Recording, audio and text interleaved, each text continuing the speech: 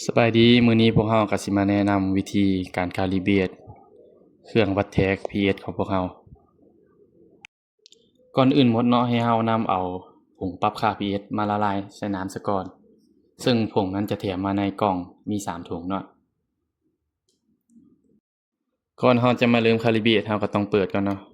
ให้มันเป็นขึ้นเป็นโซ่เป็นค่า pH เนาะหลังจากนั้นเราก็สิมาเริ่มคาลิเบรตเลยเนาะเราก็จะเอาเครื่องวัดค่า pH เราจุ่มลงเนาะจุ่มลงได้พอประมาณหลังจากนั้นเราก็จะมากดลูกศรลุ่มนี้จึงไว้6วิเนาะ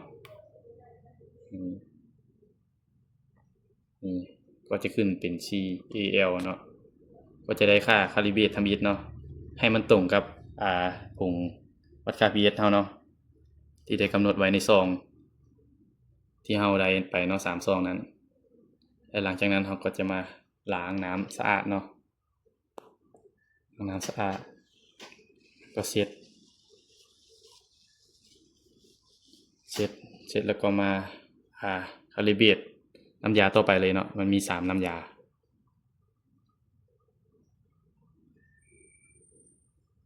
จุ่มในประมาณ1แล้วเราก็จะกดลุ่มอีก6วิให้เป็น CAL คือเก่าเนาะมันก็จะได้ให้ได้ค่าตรงตามน้ำยาคาลิเบรตที่อยู่ในซองที่แถมมาเนาะคือ6.8 เนาะโอเคจุ่มล้างน้ำเสร็จเก่าเนาะแล้วก็มาจุ่มใส่น้ำยาตัวที่3เอากดคือเก่าเนาะกดลุ่ม6วิเนาะ1 2 3 4 5 6เนาะมันก็จะได้ค่าตรงตามน้ำยาคาลิเบรตเฮาเลยหลังจากเฮาคาลิเบรตน้ำยาแล้วเนาะเฮาก็สิมาล้างทำความสะอาดที่เก่าเนาะใช้น้ำสะอาดแล้วเฮาก็เช็ดหลังจากนั้นเราก็นำไปใช้แบบปกติเลยเนาะเราก็จะได้ค่าแม่นยำตามที่เราคาลิเบรตไว้